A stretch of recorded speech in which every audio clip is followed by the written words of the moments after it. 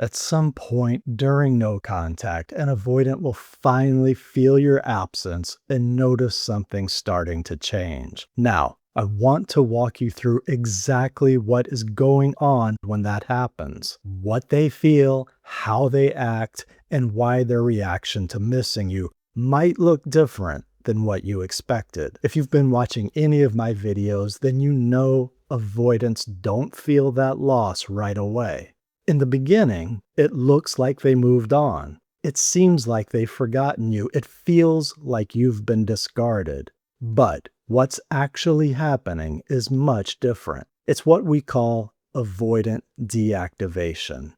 Deactivation is where a person unconsciously pulls away to avoid feeling vulnerable or dependent on someone else. They can still care about you. They can still feel this desire and connection you share, but when it all seems overwhelming, deactivation allows them to settle down, feel safe, and in control. Now, what that means to you is this. They will suddenly need to pull away from you. They will feel smothered by you and the relationship. They will focus on any flaws, real or imagined, to justify that pulling away. And they are going to absolutely avoid deep conversations or emotional vulnerability by shutting down and distracting themselves with other activities. So, if you're sitting there wondering why they seem cold and completely unbothered in the beginning, that's why. It's not that they don't care. They are just deactivating. Now, the general rule you want to remember here is this. Deactivation has to happen before they can start to feel your absence. So, after stepping back and staying in no contact, people often see the situation change. And that's because deactivation has a shelf life. Once the pressure is starting to lift, they find that anxiety is settling down, they feel more calm, let go of the distractions, and in the quiet space in between, thoughts of you start to appear.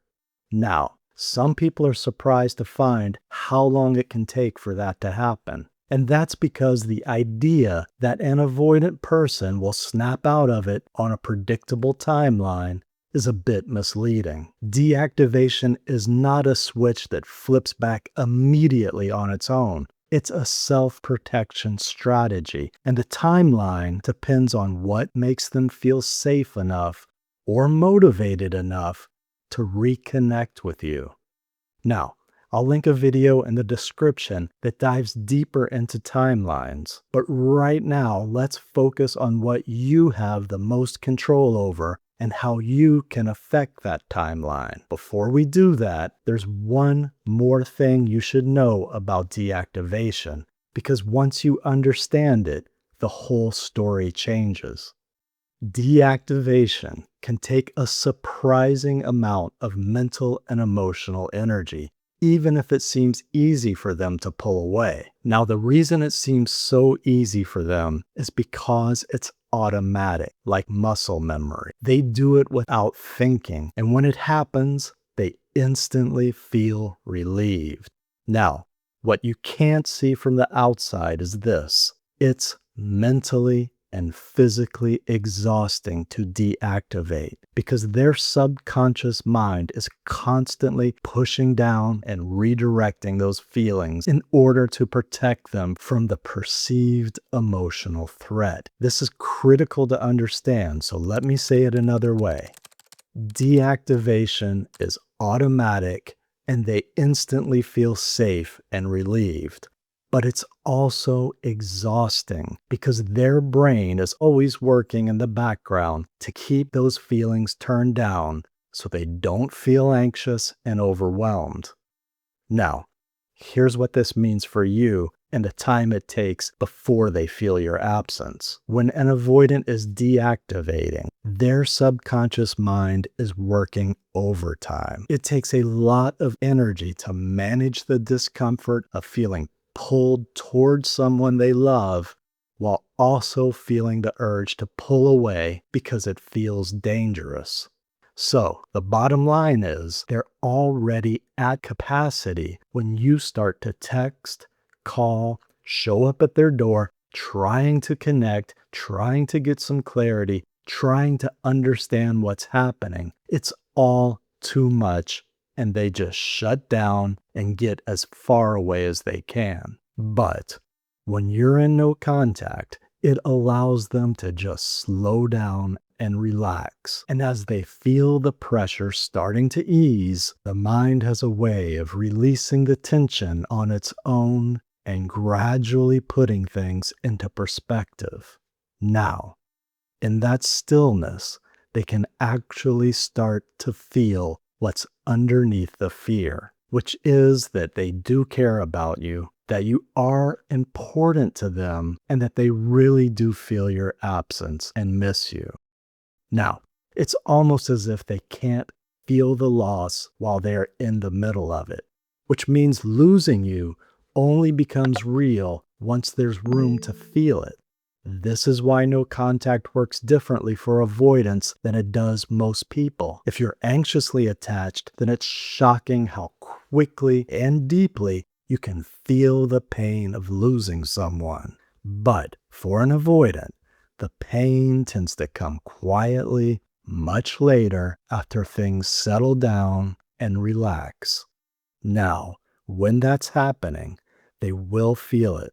They will think about you. They will even think about reaching out to you, but they might not do it right away. And this is the part that drives most people crazy, because it feels like if they miss you, then why don't they just say so? Well, here's what's actually happening. And as you think about this, the situation will make more sense.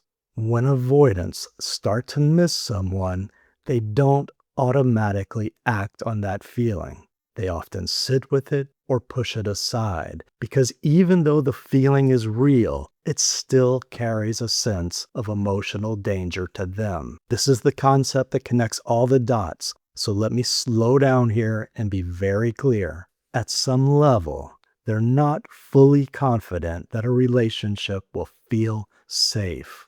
Now, that sense of emotional danger comes from past experiences where being open, needy, or emotionally attached didn't go well. So the subconscious mind learned to avoid it altogether by pulling away. From the outside, that looks like they've discarded you, but that is not the case. It's avoidance, which by definition is what they do when something feels emotionally dangerous.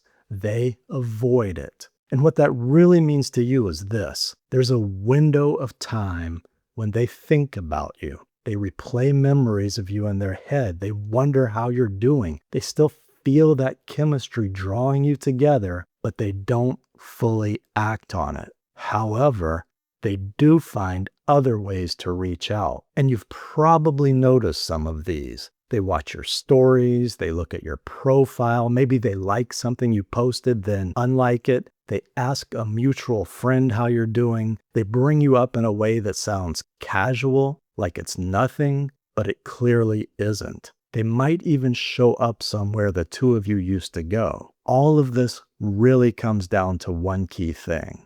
These are all attempts to feel close and connected to you without triggering that feeling of emotional danger. They're curious about you. They want to know if you're okay, if you've moved on, if there's still something there between you, but it still feels dangerous and uncertain. This is also why some avoidants will orbit for a long time. This is why they will pop back into your life weeks, months, even years later. They're managing their discomfort by staying close enough to feel connected without being close enough to feel threatened. But as time passes and things begin to change, then more and more that feeling of regret will start to surface.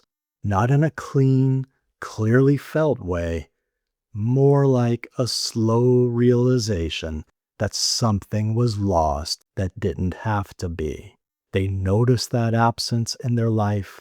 They feel that things could be different, now it's as if there's this haunting feeling of emptiness and loss growing inside, but they can't quite put into words what that is.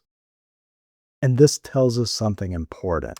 They feel it before they can name it. They know something feels wrong. They know they miss you, but they don't know how to say it in a way that doesn't feel risky or make things more complicated. So the regret sits there. And sometimes it sits there for a really long time before it turns into action. But when it does, they will most often reach out to you, because they want the discomfort of missing you to go away. They want to feel the warmth and connection you share once again, but they will not want to address what's happened yet. This is why the first few times they reach out, it seems so strange to you. They send a joke, they send a short text asking how you are, and they act like nothing has happened. The problem is, you get that text and think, what does this actually mean? Is this them wanting to come back? How do I respond to that? What should I do? Now, this is also where most everyone spirals out of control, trying to figure out if their ex is coming back or not, trying to understand if they really care about you or if they don't. But avoidant behavior almost never fits neatly into those two categories. And the reason I say that is because they're feeling something real, but they don't know what to do with that feeling yet. So that's genuinely confusing for you and for them. The mistake almost everyone makes, though, is letting that confusion push you into reacting too quickly, responding the wrong way, or going cold to protect yourself before you even know what's happening. Now, if you're trying to stay in no contact, but you're scared that that one message from them could make you panic, over-explain, or say something you'll regret, then that's exactly why I created the no contact safety net. It helps you know what to do before you text them, when they text you, and even after you've said something you wish you could take back. You can get it from the link below. Right now, though, I want to give you 3 easy steps to follow if they're starting to reach out to you in ways that feel like breadcrumbing. First, don't respond to passive contact. Story views, likes on your social media. If you haven't blocked them, then at the very least, don't respond. Let them mean what they mean without you rushing to acknowledge them. Second, if they send something small, a meme, a hey, how are you text, you don't have to ignore it, but you don't have to over-invest in it either. A warm, short, no pressure response is fine. If you need to know exactly how to respond, that's included in the no contact safety net. And third, get clear on what you actually want before they reach out. Because when that moment comes, you'll feel the pull to jump right back in. And it's critical to know what you want and what you need from someone in a relationship before you do that. Now, there's one part of no contact with an avoidant ex that can feel almost unbearable, and most people are completely unprepared for it. It's the moment when the silence stops feeling powerful and starts feeling pointless. They're not reaching out. You're not feeling better. You keep checking your phone, replaying everything that's happened, and wondering, what if no contact isn't working? What if they're just moving on without me? Now, that moment doesn't always mean no contact has failed. In fact, it can mean something very specific is happening behind the scenes. And in the next video, I break down what that is, why that seems to happen, and what you should do next instead of panicking or breaking the silence. That video is right here. When no contact stops working with an avoidant ex. Watch it next, and I'll see you there.